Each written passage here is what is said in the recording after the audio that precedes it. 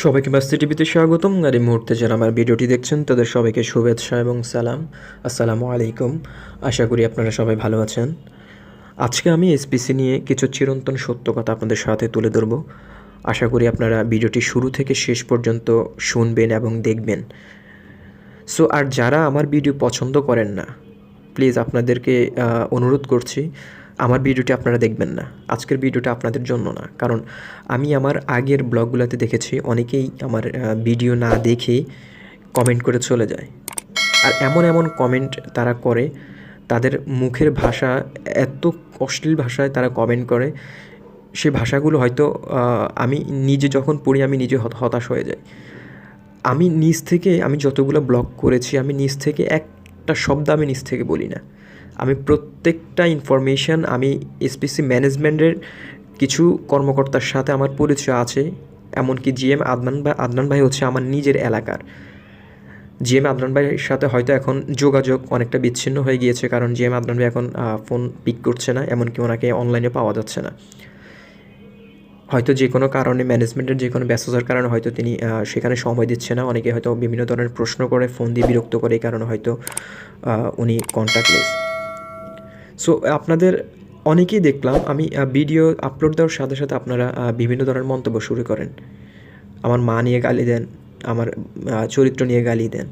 কেন রে ভাই? আপনারা যদি ভালো না লাগে আপনারা ভিডিওটা দেখবেন না। আপনাদেরকে তো অনুরোধ করছি না ভাই, ভিডিওটা আপনি দেখুন। আপনি ইগনোর করতে পারেন, কিন্তু খারাপ মন্তব্য করার কী আছে ভাই? আমি নিজ থেকে একটা ইনফরমেশান দিয়ে আমি ভিডিও করি না। আমি যতগুলো ভিডিও করেছি সবগুলো ভিডিও হচ্ছে এসপিসির পজিটিভ দিক।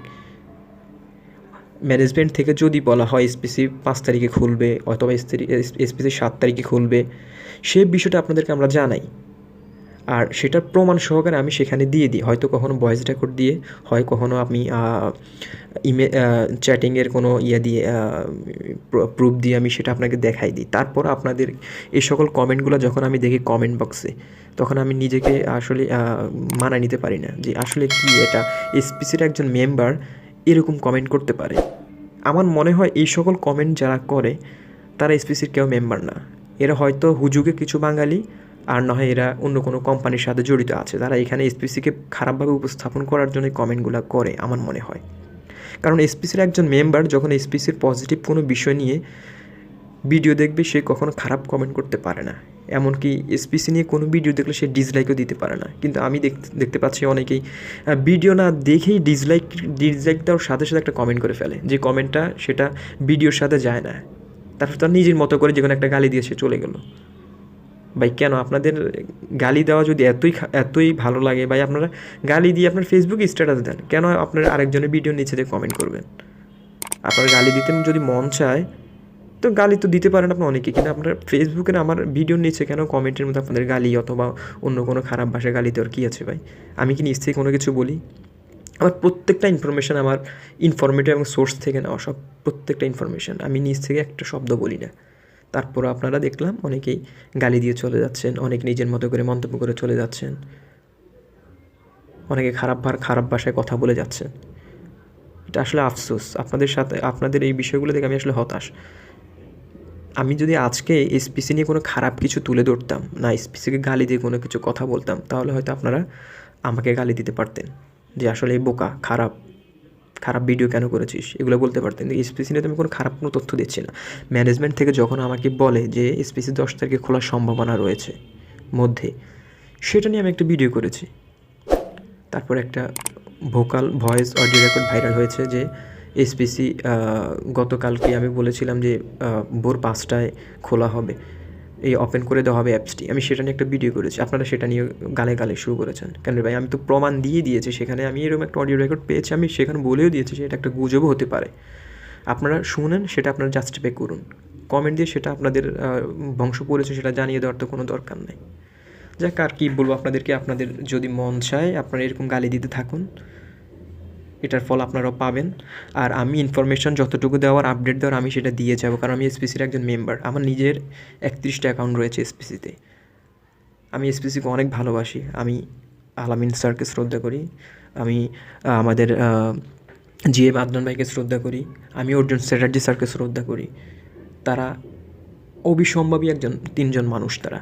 আসলে ম্যানেজমেন্ট হচ্ছে এমন একটা জিনিস যেখানে আপনার ম্যানেজমেন্টের দায়িত্বে যারা থাকে তারা যদি ভালো না হয় তাহলে সেটি কখনো সুফসল হয় না। আর আমরা এমন একটা কোম্পানিতে কাজ করি এসপিসি, যেখানে ঊর্ধ্বতন কর্মকর্তা যারাই আছেন, আমার এসপিসির ম্যানেজমেন্ট দায়িত্বে যারা আছেন, তারা প্রত্যেকটা মানুষ চরিত্রবান, প্রত্যেকটি শ্রদ্ধার পাত্র।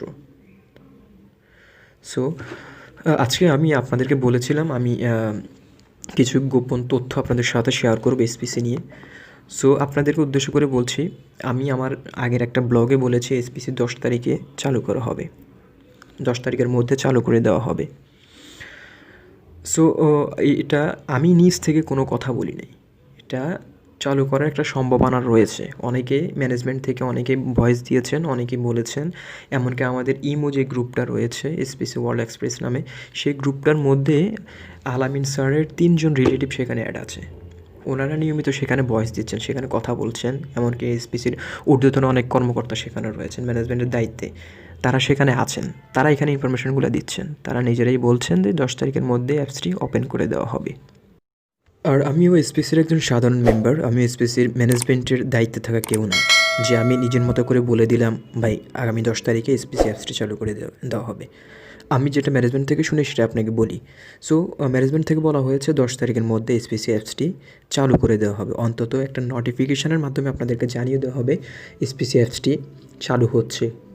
যদি কাজ পরে শুরু হোক সেটা বিষয় না, কিন্তু 10 তারিখের মধ্যে একটা নোটিফিকেশান আসবে। সো এখন অনেকে হয়তো দেখবেন যদি 10 তারিখের মধ্যে অ্যাপসটি চালু করে না দেওয়া হয় আমাকে দোষারোপ করবে। কেন রে আমি কি নিজ থেকে এটা বলছি? আমি তো এটা নিজ থেকে বলি নাই।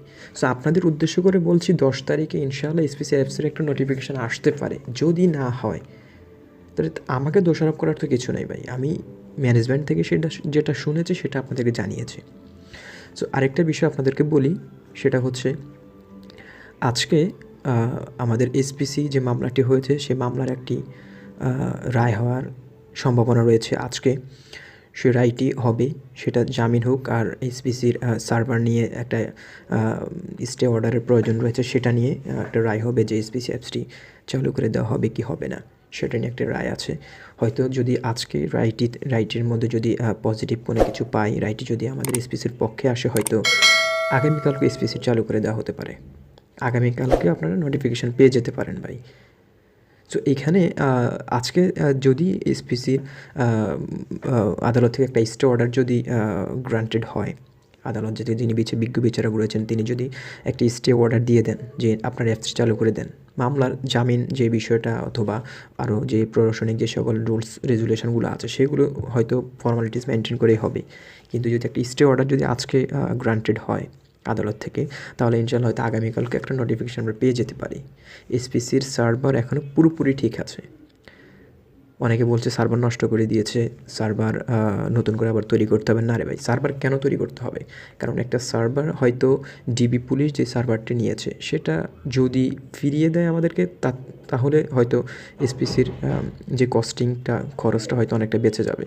আর যদি না দেয়, হয়তো একটা লোকাল একটা সার্ভার তৈরি করে সাথে সাথে এটা, কারণ সার্ভার তো সব সেট আপ দেওয়া আছে, জাস্ট লোকাল একটা সার্ভার তৈরি করে মূল সার্ভারের সাথে কানেক্টেড করে দিবে, সেটা অত সময় লাগার বিষয় না। আর এসপিসির অ্যাপসের আপডেটের কাজ চলছিল, সেটা চিরন্তন সত্য কথা, কারণ এসপিসি অ্যাপসের আপডেটের কাজ চলতেছে। সো সবাই দোয়া করুন আজকে এসপিসির যে রায়টি হবে সেটা যাতে এসপিসির পক্ষে আসে, এবং আদালত থেকে যদি স্টে অর্ডারটি যদি গ্রান্টেড হয়ে যায় ইনশাআল্লাহ আগামীকালকের মধ্যে আমরা এসপিসি অ্যাপসে একটি নোটিফিকেশান পেয়ে যাব, এটা আমরা আশাবাদী। আর না হয় 10 তারিখের মধ্যে হয়তো নোটিফিকেশান ইনশাআল্লাহ পাবো। আর যদি স্টে অর্ডার গ্রান্টেড না হয় তাহলে হয়তো আমাদের কপালে অনেকটা দুঃখ থাকতে পারে, কারণ 15 তারিখের পরে এই বছর আর আদালত আর বসবে না।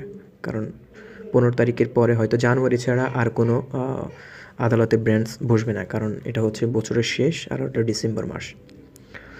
সো আপনাদেরকে বলছি সবাই দোয়া করুন, সবাই একটু আল্লাহর কাছে দোয়া করুন যাতে আজকে আদালতের রায়টা আমাদের পক্ষে আসে। তাহলে আর স্টে অর্ডারটা যদি গ্রান্টেড হয়ে যায় তাহলে আমাদের আর কোনো বাধা বিপত্তি থাকলো না। ইনশাআল্লাহ আশা করি আমরা এটা আমাদের পক্ষে আসবে। আর আরেকটা বিষয় হচ্ছে ভাই, এসপিসির ম্যানেজমেন্টে আমাদের যারা রয়েছে আমাদের আদনান ভাই রয়েছেন, আমাদের এমডি আলামিন প্রধান স্যার রয়েছেন, অর্জুন চ্যাটার্জি স্যার রয়েছেন। তারা প্রত্যেকটা ভালো মানুষ, তারা প্রতিটা কি অমায়িক মানুষ, প্রত্যেকটা মানুষ সেটা আপনারা কল্পনা করতে পারবেন না। আমাদের আলামিন স্যার এতটা সৎ, তিনি চাইলেই অনেক কিছু করে ফেলতে পারতেন, কিন্তু তিনি এই পর্যন্ত এসপিসি চালু হয়েছে জানুয়ারি মাসে, আজকে ডিসেম্বর মাস, এই একটা বছর তিনি ছেলে অনেক কিছু করে ফেলতে পারতেন। কারণ আমরা বিগত যে সকল MLM ব্যবসাগুলো বাংলাদেশে ছিল, তাদের যারা দায়িত্বে ছিল, যারা ঊর্ধ্বতন কর্মকর্তার মধ্যে ছিল, তারা অনেকে হাজার হাজার কোটি টাকা গায়েব করে ফেলেছে। কিন্তু আমাদের আলামিন প্রধান স্যার এমন একজন সৎ লোক, তিনি একটা টাকায় আজ পর্যন্ত উনি কিছুই করে না, ওনার ঘর আগে যা ছিল এখন তাই রয়েছে।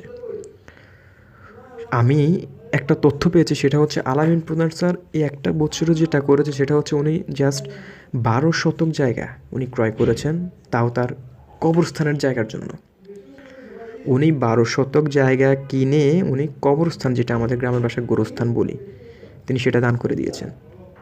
সো আলামিন প্রধান স্যার এতটা সৎ যে উনি চাইলে অনেক কোটি কোটি টাকা তিনি সরাই ফেলতে পারতেন, কিন্তু তিনি তা করেননি।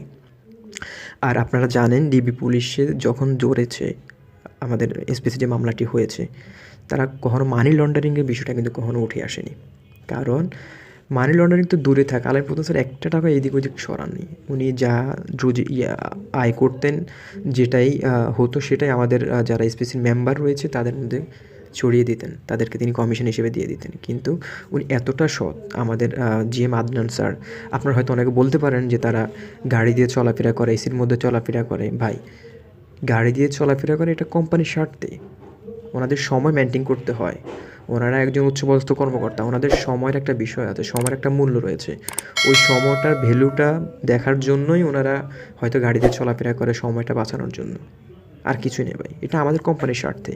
সো এই সকল গুজব ছড়িয়ে আর আপনাদের কোনো লাভ হবে না। এসপিসি সততার সাথেই কাজ করেছিল, এসপিসির প্রত্যেকটা উচ্চপদস্থ কর্মকর্তা সৎ, আমি এটা হলফ করে বলতে পারি। কারণ এসপিসির যে সকল ম্যানেজমেন্টের যে সকল রুলস রেগুলেশনগুলো ছিল, সেগুলো আমরা দিকে তাকালে আমরা বুঝতে পারি কতটা সৎ ছিল এসপিসি আমাদের কাছে। সো আমাদের এখনও আত্মবিশ্বাস, আমাদের এসপিসি আমাদের কাছে ফিরে আসবেই আসবে, এতে কোনো সন্দেহ নাই। হয়তো ডিলে ডালা হচ্ছে, আর সবাই দোয়া করুন আজকে যদি আদালতের স্টে অর্ডারটা আমরা গ্রান্টেড হয়ে যায় আমাদের, ইনশাআল্লাহ আমাদের এসপিসি আমাদের হাতে চলে আসবেই, আর কেউ আটকাতে পারবে না। সো আপনাদের উদ্দেশ্য করে বলছি, যারা আমার ফেসবুকে এবং আমার ইউটিউবে ভিডিওর নিচে যে খারাপগুলো মন্তব্য করেন, ভাই প্লিজ আপনারা ভিডিওটি পুরোপুরি না দেখে কখনো মূল্যায়ন করবেন না। পুরো ভিডিওটা দেখে তারপরে আপনাদের মন্তব্য করতে মন চলে শালীন ভাষায় মন্তব্য করুন ভাই। এখানে গালিগালাজ করার তো কোনো বিষয় না। গালিগালাজ কেন করবেন ভাই? গালিগালাজ করলে কি সব কিছু হয়ে যায়? গালিগালাজ করার কোনো প্রয়োজন নেই। আশা করি আপনারা আমার বিষয়টি বুঝতে পেরেছেন। আর ভিডিওতে ডিসলাইক দিয়ে চলে যান, গালিগালাজ করে চলে যান, কিন্তু ভিডিওটা অবশ্যই আপনারা দেখেন না। এটা কেন ভাই? ভিডিওটা দেখেন, দেখার পরে দেখুন কী আছে ভিডিওর ভেতরে, সেটা দেখে তারপর আপনারা যদি মনে হয় যে আপনার খারাপ লেগেছে, আপনি ইগনোর করে চলে যান। এখানে গালিগালাজ করার কী আছে? তবে শালীন ভাষায় একটা মন্তব্য করে চলে গেলেন, এখানে গালিগালাজ করার কিছু নেই। আশা করি আজকের এই ভিডিওটা যারা দেখবেন নেক্সটে তারা কখনো এই কাজটি আর ভুলও করবেন না। কারণ ভাই এটা হচ্ছে ভার্চুয়াল একটা, এখানে সবাই সবাইকে দেখছে, আপনি কি মন্তব্য করছেন সবাই আপনাকে দেখছে। সো এটা অন্যের ক্ষতি করে কখনো লাভ হবে না ভাই আপনার। সো আশা করি আজকে ভিডিওটা দেখার পর আপনাদের অনেকটাই বোধগম্য হবে। সো বন্ধুরা ভালো থাকুন আর দোয়া করুন আল্লাহর কাছে আজকে এই আদালতের রায়টা যাতে আমাদের পক্ষে আসে। সো নেক্সট ভিডিও দেখার আমন্ত্রণ রইল। হয়তো আপনারা অনেকে আমার কথাবার্তা হয়তো হার্টেড হতে পারেন, আমি আপনাদের কাছে করজোড়ে মাপ চাচ্ছি। আমার কথাগুলো যদি আপনাদের মনে বিন্দুমাত্র যদি কোনো কষ্ট দিয়ে থাকে, প্লিজ আমাকে ক্ষমা সুন্দর দৃষ্টিতে দেখবেন। আমি আসলে কথাগুলো বলতে আসিনি, বলতে চাইও না, কিন্তু আজকে 2-3 দিন যাবৎ এই সকল বিষয়গুলো আমার যখন নজরে আসলো, আমি আসলে নিজেকে আর মানিয়ে নিতে পারিনি, তাই আজকে কথাগুলো বলে ফেললাম। তো সবাই ক্ষমা সুন্দর দৃষ্টিতে দেখবেন, আর আশা করি বিষয়গুলো আপনাদের বিবেচনা রয়েছে, আপনারা হয়তো নেক্সট সকল কাজ আর করবেন না। সো ভালো থাকুন, সুস্থ থাকুন, আল্লাহ হাফেজ।